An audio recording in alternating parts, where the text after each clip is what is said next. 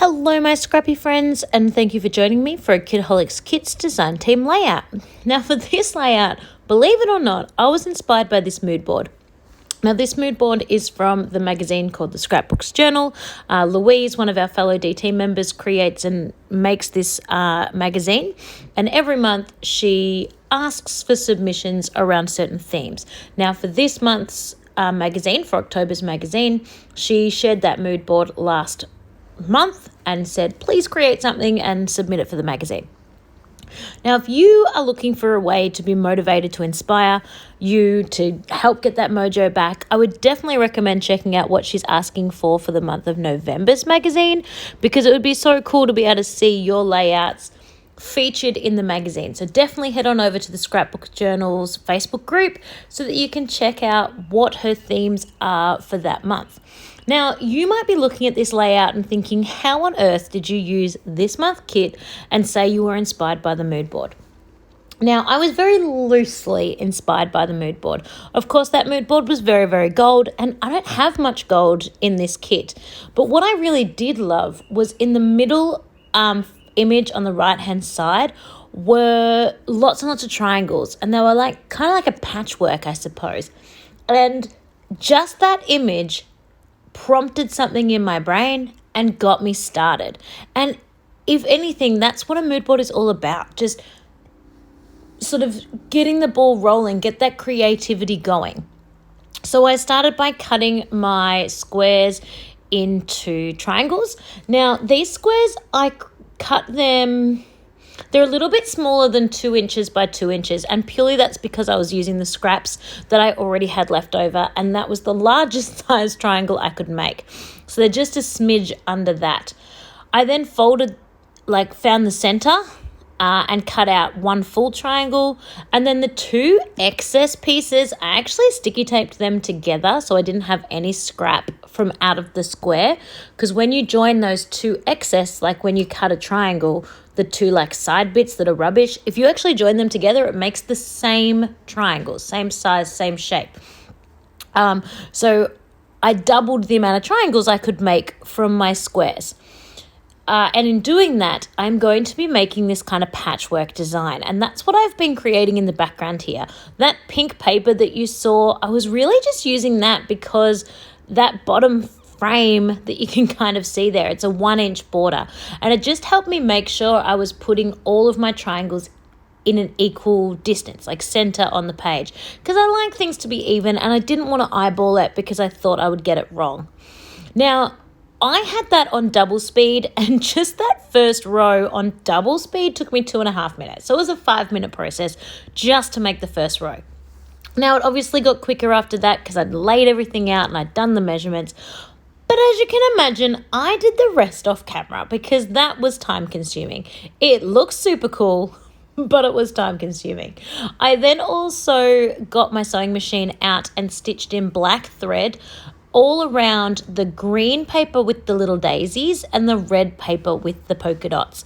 I just thought a little bit of stitching might be a way to kind of enhance the layout.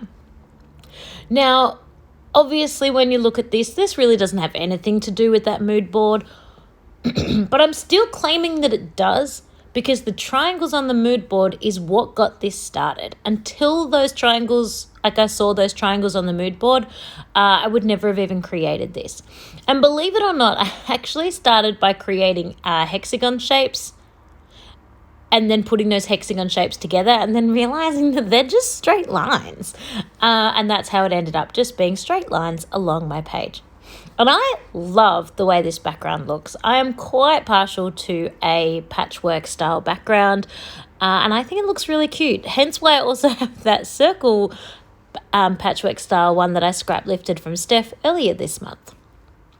Now, after doing all of this was quite a busy layout. There was quite a lot happening with all the different pattern papers and all the different bits and pieces in the background. So I kept the embellishing really, really simple. I cut my photo down to be a 3x3 square, including the mat. So it is a smidge, the photo itself is a smidge under 3x3. I fussy cut that large camera off one of the cut apart sheets.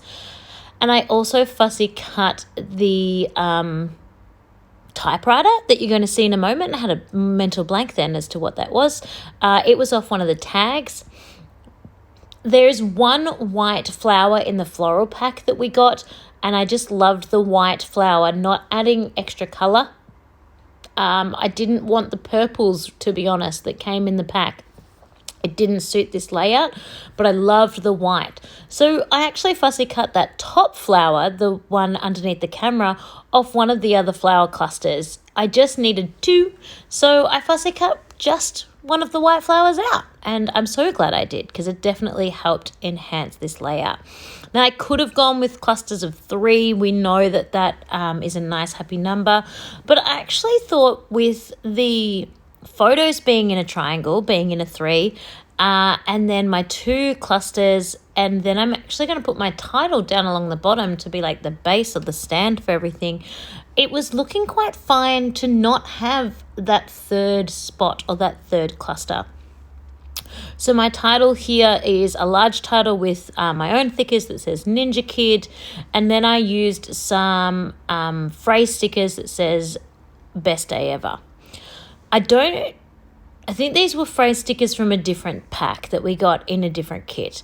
Then I also just put those 2 green word phrases because I love the green. It matches the embellishment so well. And then I thought I might get a little bit more gold in here. I might be a little bit, pull from the mood board a little bit more.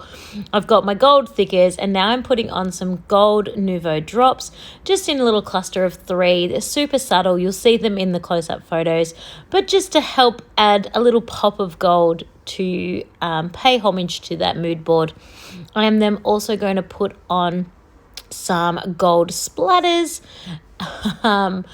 Look, I would be stretching the truth if I really did submit this as a mood board layout. It is very difficult to see where I pulled the mood board, but the whole point, as I've mentioned already, is just to get creating. So I definitely recommend you pop on over to the Scrapbooks journals and see what you can be inspired to create, and even submit that through to Louise and see it yourself featured in her magazine. Thank you so much for watching this month, and I cannot wait to see you all again. Bye.